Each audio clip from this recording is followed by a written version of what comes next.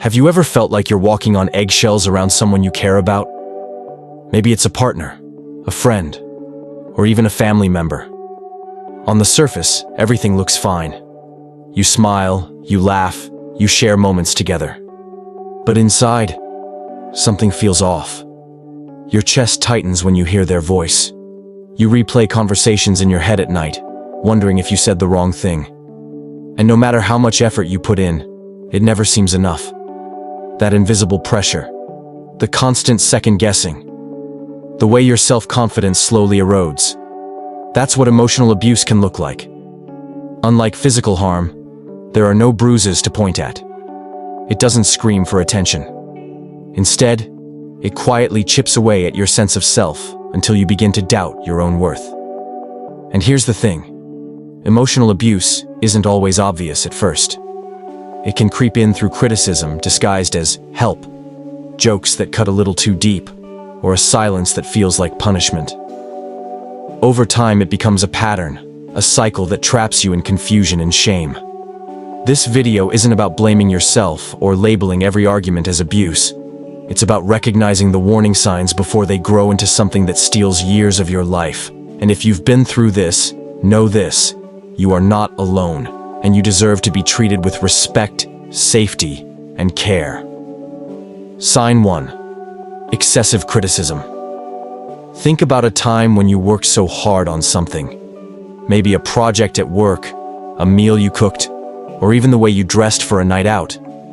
Now imagine the person you care about dismissing it with a sigh, a smirk, or a comment like, "That's it? You could have done better at first," you brush it off. Everyone's allowed to have opinions, right? But then it happens again. And again. And again. Suddenly, it's not just about your project or your outfit, it's about you. Excessive criticism doesn't feel like feedback. It feels like a slow erosion of your identity. Instead of celebrating small wins or appreciating effort, the focus is always on what you didn't do, what you missed, or how you fell short. And over time, you start anticipating the criticism before it even comes. You might even beat yourself up first, just to soften the blow. This constant negativity trains your brain to believe that you're never enough. It steals joy from everyday moments and creates an environment where you're always on defense, always proving, never resting. That's not healthy encouragement. That's emotional abuse dressed up as honesty. Sign 2. Humiliation and degradation. Picture this. You're out with friends, sharing a story, laughing along, when suddenly that one person cuts you down with a joke. Maybe they mock your voice, exaggerate a mistake you once made, or bring up something you told them in confidence. Everyone else chuckles nervously, but you feel that hot flush of shame in your chest. You try to laugh it off too, but deep down, you're crushed. Humiliation is not humor. It's a weapon. When someone repeatedly uses jokes or public embarrassment to make you feel small, what they're really doing is establishing control. They put themselves on top while pushing you lower, reinforcing an uneven power dynamic. And it's not just the sting of the moment. It's the way you start censoring yourself afterward.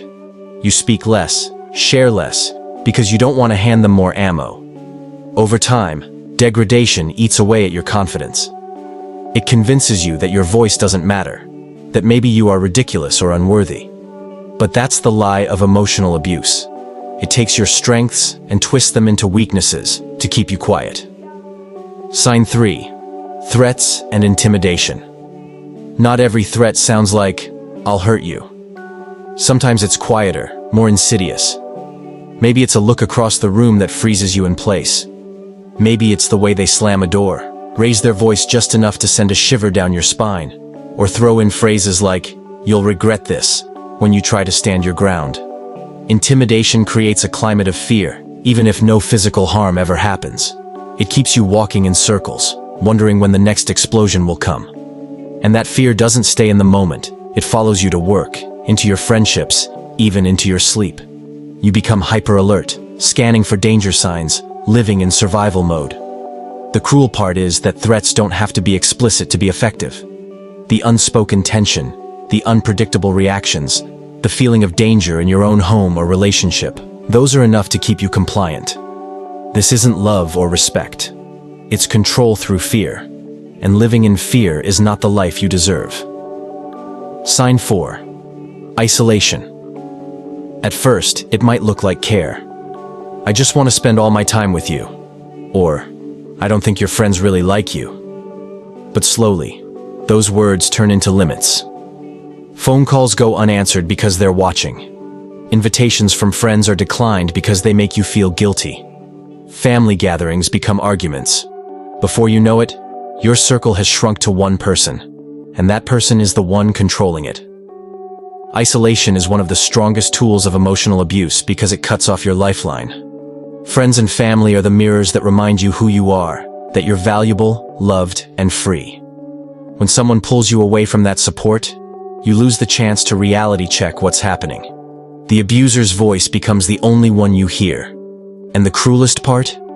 You start to believe that maybe you're the one choosing solitude. But underneath, it's been engineered. If you notice your world getting smaller, if you feel guilty for even thinking about reconnecting with loved ones, that's not devotion. That's control. Sign 5. Withholding affection. Affection isn't supposed to be conditional, like a paycheck you earn after meeting requirements. But in emotionally abusive dynamics, love and warmth get used as bargaining chips. One day, they're attentive, affectionate, showering you with praise. The next, they're cold, distant, refusing to talk or even acknowledge your presence. And you're left spinning, wondering what you did wrong. This silent treatment hurts more than yelling, because it starves you of connection. Humans are wired to need closeness. When someone pulls that away on purpose, it creates anxiety and desperation. You start chasing after scraps of attention, apologizing for things you didn't do, just to get back into their good graces. Over time, this emotional roller coaster keeps you hooked. The highs feel euphoric, the lows unbearable. It's a cycle of reward and punishment that conditions you to accept less and less. But love isn't meant to be rationed out like this. True affection doesn't vanish as a tool of control. It stays steady, even when mistakes are made.